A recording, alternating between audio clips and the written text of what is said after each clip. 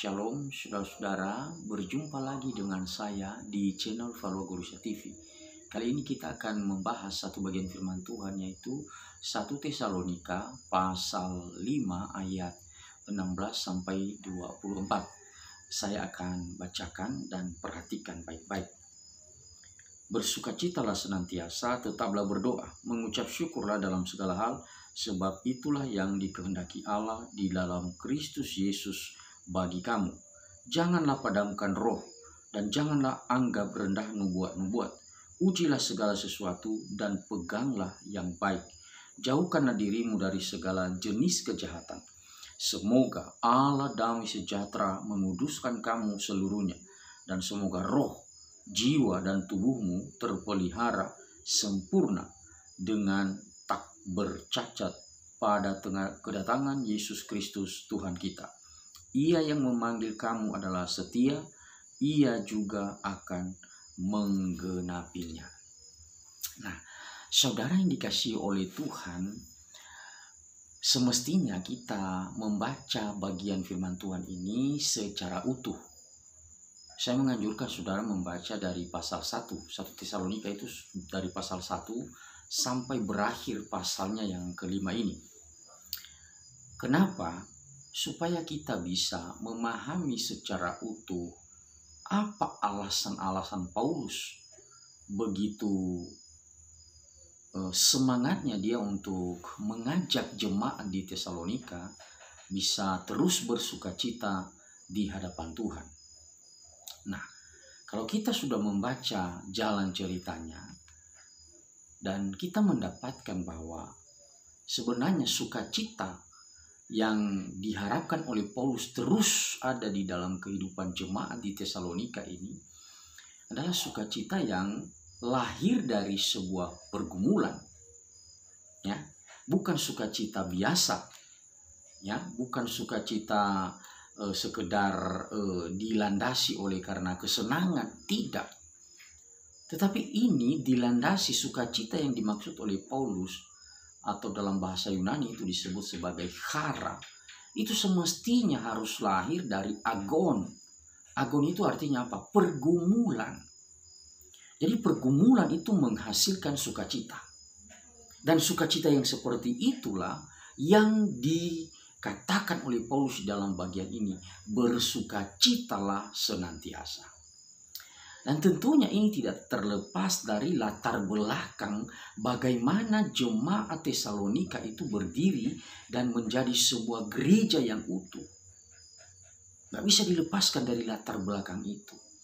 Dan kita tahu bahwa jemaat Tesalonika itu lahir dari hasil penginjilan Paulus di dalam perjalanan misinya yang kedua. Kalau kita membaca di dalam Kisah Para Rasul pasal 17, ada cerita di situ ketika dari Filipi lalu Paulus pergi ke Tesalonika, dan kita tahu di situ ada informasi tentang pelayanan Paulus yang dikatakan oleh firman Tuhan hanya 3 kali sabat. Berarti 3 minggu dia melayani di Tesalonika itu bersama dengan rekan-rekannya, dan berdirilah sebuah gereja yang sangat baik di dalam pertumbuhannya. Kita tahu dalam 1 Tesalonika ini kita mendapatkan informasi bahwa Paulus begitu puas dengan cara hidup iman daripada orang-orang di Tesalonika ini. Padahal mereka itu hampir, ya, sebagian besar itu lahir dari orang-orang yang berlatar belakang Yunani, yang proselit. Proselit ini artinya awalnya mereka adalah penganut agama Yahudi, ya, karena mereka tidak puas dengan keberadaan di sekitar mereka tentang penyembahan berhala. Mereka tidak menemukan sesuatu yang unik di dalam penyembahan berhala, ya. Lalu ketika agama Yahudi datang dan mereka melihat ada sesuatu yang berbeda dari penyembahan berhala di dalam agama Yahudi. Nah, setelah mereka menjalani kehidupan di dalam agama Yahudi, muncullah Paulus memberitakan sesuatu yang berbeda lagi dari cara pandang agama Yahudi. Maka mereka begitu terbuka dengan Paulus dan mereka menerima Kristus, dan terbentuklah sebuah gereja di Tesalonika itu yang sangat kuat, yang sangat baik di dalam pertumbuhan iman mereka. Nah, ketika hal itu terjadi, ada banyak orang yang mengikut Paulus dan kawan-kawannya. Apa yang terjadi? Orang-orang Yahudi itu tidak terima. Mereka marah semarah-marahnya, lalu mereka memprovokasi orang-orang atau preman-preman di pasar-pasar untuk menghampiri dan untuk menganiaya Paulus dan kawan-kawannya. Dan kita tahu dalam cerita di dalam Kisah Para Rasul pasal 17 itu ada cerita mengenai rumah Yason yang digerebek oleh mereka, oleh preman-preman pasar yang digerakkan oleh orang-orang Yahudi yang tidak terima kehadiran Paulus karena Paulus mengajarkan sesuatu yang berbeda dengan mereka dan banyak orang mengikuti ajaran tentang Kristus.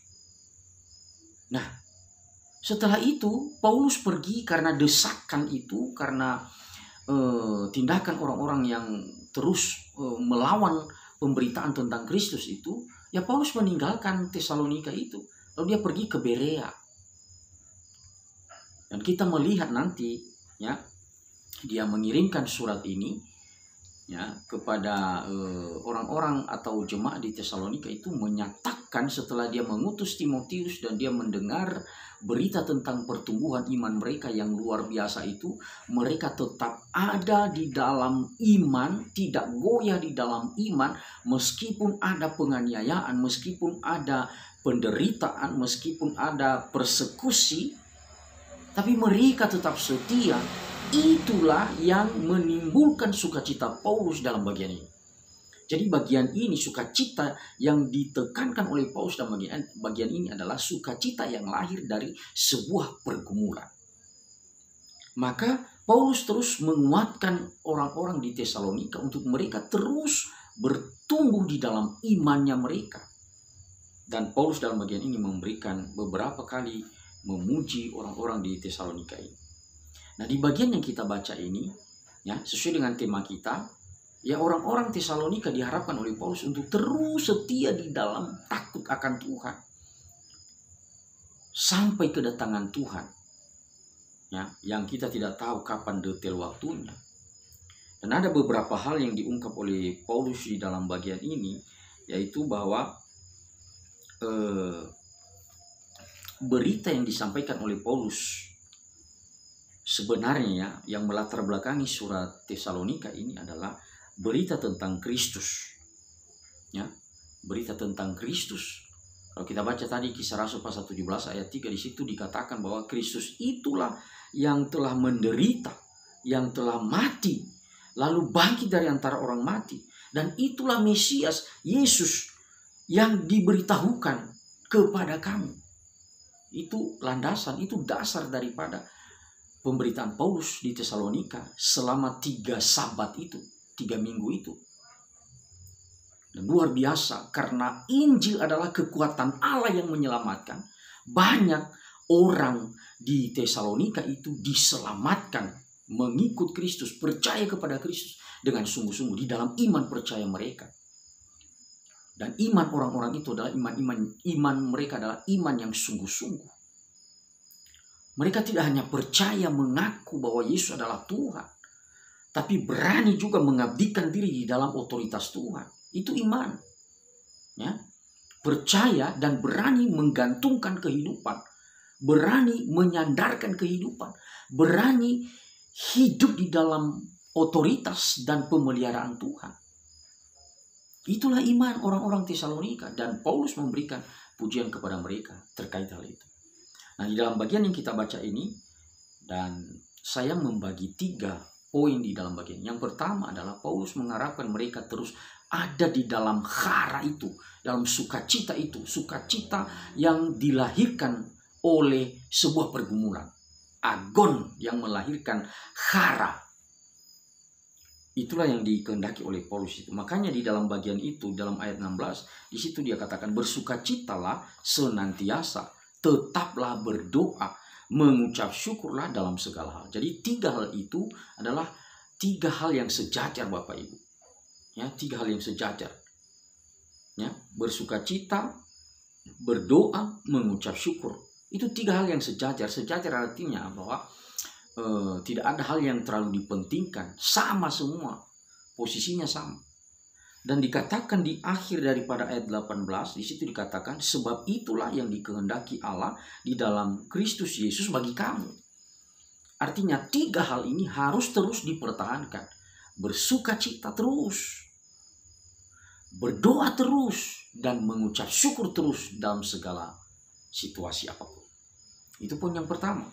Kemudian yang kedua, baru masuk dalam ayat 19, 20, 21, itu berbicara tentang apa? Berbicara tentang bagaimana orang-orang juga harus hati-hati menanggapi berbagai macam pelajaran ataupun pengajaran tentang kuasa roh. Ya, makanya dalam bagian itu kan ayat 9, janganlah padamkan roh dan janganlah anggap rendah nubuat-nubuat, ujilah segala sesuatu dan peganglah yang baik. Artinya bagi Paulus, kalau Roh Kudus bekerja, ya jangan padamkan, terimalah itu. Ya, dan biarlah engkau boleh menerima itu dengan sukacita kalau ada kuasa Roh di tengah-tengah kamu yang menggerakkan orang untuk percaya kepada Kristus. Itu kan tugas daripada Allah Roh Kudus, itu kan menuntun orang untuk percaya kepada Yesus Kristus. Dan Paulus katakan di situ, jangan padamkan roh. Yang kedua, di sisi yang lain juga, bahwa jangan menganggap rendah nubuat-nubuat. Nah, ini hati-hati juga saudara-saudara. Nubuat-nubuat yang dimaksud yaitu firman Tuhan. Firman Tuhan yang sungguh-sungguh firman Tuhan. Yang memang lahir daripada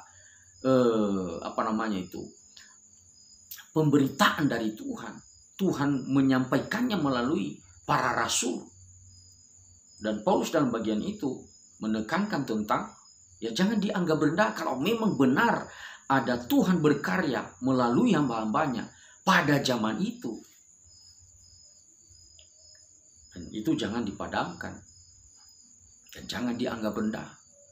Tetapi Paulus juga memberikan keseimbangan soal roh itu. Ayat 21, ujilah segala sesuatu dan peganglah yang baik. Jadi ada juga standarnya, standar daripada pekerjaan roh itu. Atau nubuat-nubuat yang dimaksud oleh Paulus itu ada standarnya, diuji. Apakah sesuai dengan pemberitaan daripada Paulus tentang Kristus atau sesuatu yang melenceng? Kalau melenceng ya jangan diikuti, jangan diterima, ditolak. Nah, kita bisa tahu itu di dalam pergumulan jemaat ya. Kita melihat di dalam 2 Tesalonika, nanti di dalam 2 Tesalonika pasal 2 ayat 2. Soal roh ini atau pekerjaan roh ini, ada jemaat yang bingung ya. Saya mengajak kita untuk membaca 2 Tesalonika pasal 2 ayat 2. Supaya kamu jangan lekas bingung dan gelisah, baik oleh ilham roh maupun oleh pemberitaan atau surat yang dikatakan dari kami seolah-olah hari Tuhan telah tiba. Ya, jadi ada banyak spekulasi ya waktu itu tentang kedatangan Tuhan. Dan Paulus menekankan kepada mereka, hati-hati.